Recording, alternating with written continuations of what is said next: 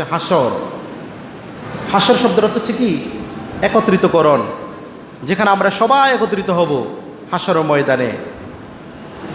প্রথম সিংহে ফুৎকার দেওয়া হবে। প্রথম সিংহে ফুৎকার দেওয়ার পরে সব মানুষ, সব জীব জানোয়ার সব কিছু কী করে যাবে? মারা যাবে। এরপরে দ্বিতীয় ফুৎকার দেওয়া হবে। আল্লাহ রাব্বুল আলামিন সূরা জুমারের ৬৮ নং আয়াতে বলতেছেন, وَنُفِخَ فِي الصُّورِ فَصَعِقَ مَنْ فِي السَّمَاوَاتِ وَالْأَرْضِ مَنْ فِي السَّمَاوَاتِ وَمَنْ فِي الْأَرْضِ।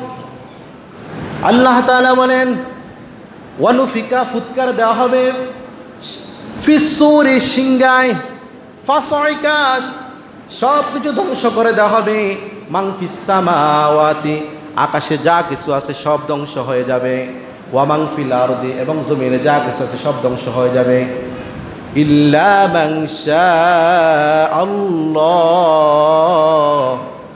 শুধু আল্লাহ রাব্বুল আলামিন যাকে বাঁচিয়ে রাখার ইচ্ছা করেন তিনি ধ্বংস হবেন না, আর সব কিছু ধ্বংস হয়ে যাবে একটি মাত্র ফুৎকারে। এরপর আল্লাহ বলেন, সুম্মা নুফিকা ফীহি উখরা, এরপর আবার আরেকটি ফুৎকার দেওয়া হবে। দ্বিতীয় ফুৎকারের সময় এমন পরিবেশ ঘটবে, ফাইযা হুম কিয়ামুন ইয়ানজুরুন, সব মানুষ মরা থেকে সবাই হাসর ময়দানে জীবিত হয়ে যাবে, সবাই আল্লাহর আকাশের দিকে চেয়ে থাকবে। সুবহানাল্লাহ। হযরত আদম আলাইহিস সালাম থেকে শুরু করে হযরত মুহাম্মদ সাল্লাল্লাহু আলাইহি ওয়াসাল্লাম পর্যন্ত পৃথিবীতে যত নবী রাসূল, যত পয়গাম্বর, যত মানুষ এসেছেন, সব মানুষ দ্বিতীয় ফুৎকারে, দ্বিতীয় সিংহে ফুৎকারের সাথে সাথে কোথাও উঠবে? হাসর ময়দানে উঠে যাবে। সম্মানিত প্রিয় ভাইরা, অত্র আয়াতে দুইটি ফুৎকার কথা বলা হয়েছে। দুটি ফুৎকার কথা বলা হয়েছে কি প্রথম ফুৎকার থেকে দ্বিতীয়টির ফুৎকারের সময়সীমা কতটুকু সে ব্যাপারে রাসূল বলতেছেন, বাইনান নাফকাতাইনি আরবাউনা, প্রথম সিংহে যে ফুৎকার দেওয়া হবে ইসরাফিল, দ্বিতীয় সিংহের আগ পর্যন্ত এই সময় ব্যবধান হচ্ছে 40। বাইনান নাফকাতাইনি আরবাউনা, 40 বলেছেন। এখন সাহাবায়ে কেরাম বলতেছে, হে আবু হুরায়রা, প্রথম সিংহা থেকে দ্বিতীয় সিংহার সময়সীমা কি 40? এটা কি বৎসর?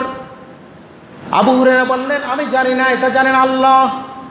আবার সাহাবীরা বলল, এটার সময়সীমা কি 40 মাস নাকি? আবু হুরায়রা বলতেছেন, আমি তাও জানি না। সাহাবীরা বলতেছেন, ও আবু হুরায়রা, এটা কি 40 বছর নাকি? তিনি বলতেছেন, আমি জানি না। জানেন কে? আল্লাহ জানেন। সম্মানিত প্রিয় ভাইয়েরা, এই জন্য প্রথম সিংহা থেকে দ্বিতীয় সিংহা ফুৎকার দেওয়ার পরে সেখানে সেই সময়ের মধ্যে মানুষের হাড্ডি মাংস সব কিছু গলে পচে যাবে, শুধুমাত্র মানুষের একটি দেহের একটা অংশ থাকবে, সেটা হচ্ছে আমাদের মেরুদণ্ডের যে পিছনের ছোট্ট একটা অংশ, সে অংশটা আল্লাহ রাব্বুল আলামিন বাঁচিয়ে রাখবেন। হাসরের ময়দানে মেরুদণ্ডের সেই নিম্ন অংশটুকু থেকে আল্লাহ সব মানুষকে আবার পুনরায় তাদের আকৃতি দিয়ে দিবেন। সুবহানাল্লাহ। আপনি যা কিছু করেন সব কিছু আপনার এখানে রেকর্ড রয়েছে। সব কিছু কোথায় রেকর্ড আছে? আপনার এখানে এমন একটা যন্ত্র আছে শরীরে যেখানে সব কিছু রেকর্ড হয়ে যাচ্ছে। আপনি সেখানে সেদিন মিথ্যা কথা বলতে পারবেন না, চলচাতুরি মিথ্যার আশ্রয় নিয়ে ধোঁকা দিয়ে আপনি পার পেতে পারবেন না, সব কিছু সাক্ষী দিবে। ঠিক না ভাই? ঠিক।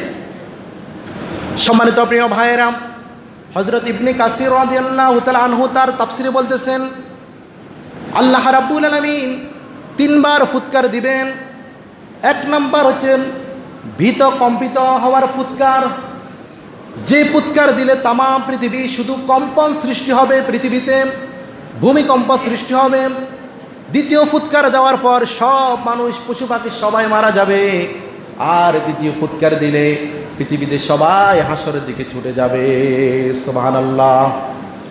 অতঃপর কবরে যত মানুষ আছে, ওয়াইদা বুফিরা মা ফিল কুবুর, সব মানুষ কবর থেকে উত্থান করা হবে। সবাইকে কবর থেকে কি হবে? উঠান হবে। সবাই যখন কবর থেকে হাসর ময়দানে যাবে, সেখানে সবাই একত্রিত হবে। এটা আল্লাহর জন্য সহজ না কঠিন? হাসর ময়দানে মানুষকে নিয়ে যাওয়া আল্লাহর জন্য সহজ না কঠিন? সহজ। সম্মানিত প্রিয় ভাইয়েরা, হযরত মা আয়েশা রাদিয়াল্লাহু তাআলা আনহু বলতেছেন, মা আয়েশা রাদিয়াল্লাহু তাআলা আনহা বলতেছেন, হাসরের ময়দানে সব মানুষ নগ্ন অবস্থা থাকবে, তাদের শরীরের মধ্যে কোনো বস্ত্র থাকবে না, তারা খতনাবিহীন অবস্থা উঠবে। আয়েশা রাদিয়াল্লাহু তাআলা আনহা রাসূলকে বলতেছেন, ইয়া রাসূলুল্লাহ, নারী পুরুষ সবাই হাসরের ময়দানে উলঙ্গ অবস্থা থাকবে, এটা কি লজ্জার ব্যাপার নয়, শরমের বিষয় নয়? আল্লাহ রাসূল বলতেছেন, ও আয়েশা, সেদিন একজন অপরজনের প্রতি তাকানোর কোনো তাদের চিন্তাও থাকবে না। ইয়া নাফসি নাফসি করতে করতে শেষ হয়ে যাবে। তাদের আমলনামা ডান হাতে আসবে না বাম হাতে আসবে, সবাই আল্লাহর দিকে চেয়ে থাকবে। সেদিন কারো হোশ থাকবে না। এমন কঠিন অবস্থায় নারী পুরুষ একজন অপরজনের দিকে তাকানোর মতো দুঃসাহস থাকবে না।